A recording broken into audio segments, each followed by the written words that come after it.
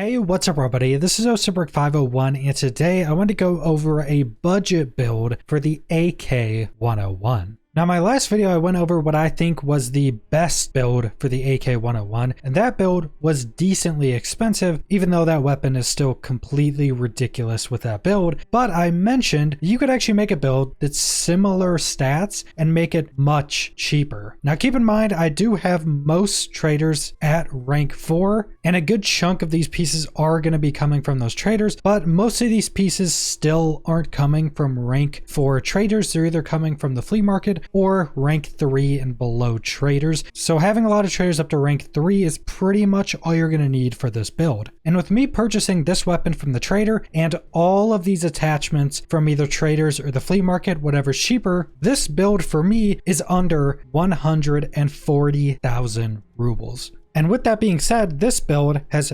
52 ergo and 48 vertical recoil, and you can only have 30 rounders on this weapon, so you're not losing any mag capacity either. Incredibly cheap for the stats for this build. In terms of value for stats, I think this is probably the best weapon in the game. I don't know of any other weapon that you can have this good of stats with it being this price. So starting off, we're putting a bastion on this, and then you can put whatever sight you want. And to make this build even cheaper, I didn't use the EOTech XPS30. That's quite a bit more expensive, but I did use the EOTech 553. This is still a really good sight, actually. I think this is probably my second favorite hollow sight, and it's quite a bit cheaper. But again, you can use whatever sight you want. You can even use scopes if you want to, because it's a 5.56 rifle. Super accurate for sniping, so you can spend as much as you want to get as good or as bad of sights you want on this thing. It's going to be good with pretty much anything. Then for the stock, we're actually just keeping the stock that comes on it, but then we're putting a butt pad on it. And the funniest thing about this is I think only one more recoil than putting on the buffer tube and the different stock we put on in the best build. For whatever reason, in this wipe,